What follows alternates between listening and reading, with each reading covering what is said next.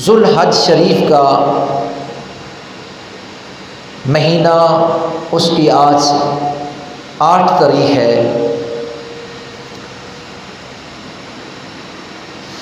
اور یہ ماہ مقدس نہایت ہی عظمت والا، حرمت والا، بزرگی والا ہے۔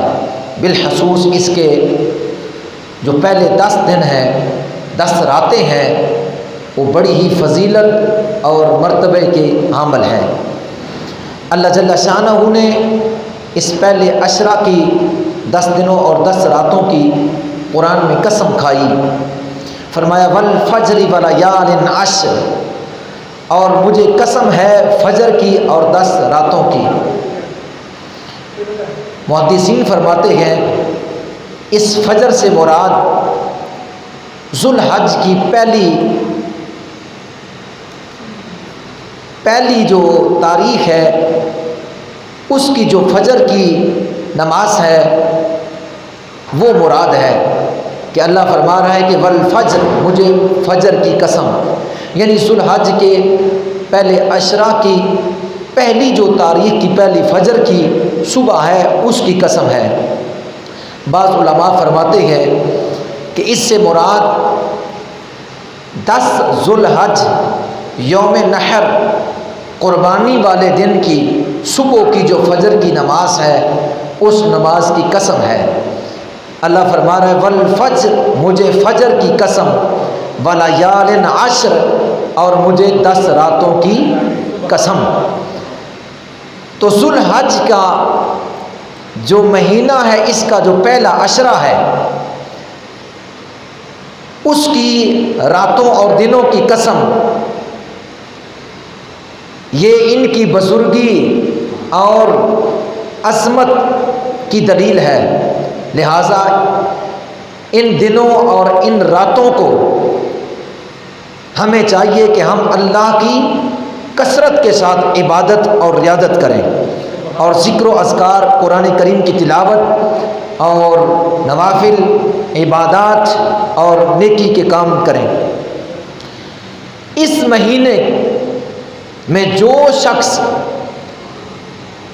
ذوالحج کے پہلے 10 دنوں یا 10 راتوں میں عبادات کرتا ہے، ذکر و فکر کرتا ہے، نیکیاں کرتا ہے، باقی تمام سال، یعنی سارے مہینے کے، یعنی 11 مہینے، باقی 11 مہینوں میں جو عبادت اور ریاضت اور نیکیاں کی ہیں، ان کو ایک طرف رکھا جائے، اور ذوالحج کے پہلے عشرے کے 10 دن اور 10 راتوں کی نیکیوں کو ایک طرف رکھا جائے، تو یہ نیکیاں ان نیکیوں پر ہے بھی ہے، اور یہ نیکیاں ان نیکیوں سے زیادہ فضیلت کی حامل ہے۔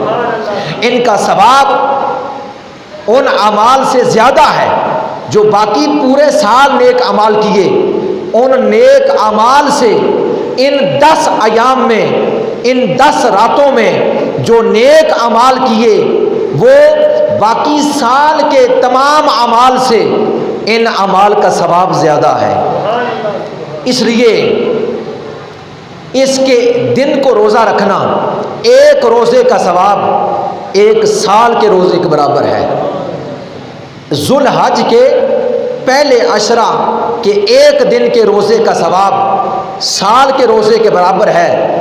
گویا یہ پہلے عشرہ کے 10 دن ہوئے، لیکن روزہ 9 دن کا ہے، کیونکہ 10واں دن عید کا دن ہے، تو عید والے دن روزہ رکھنا مکروہ ہے، تحریمی ہے، جائز نہیں ہے۔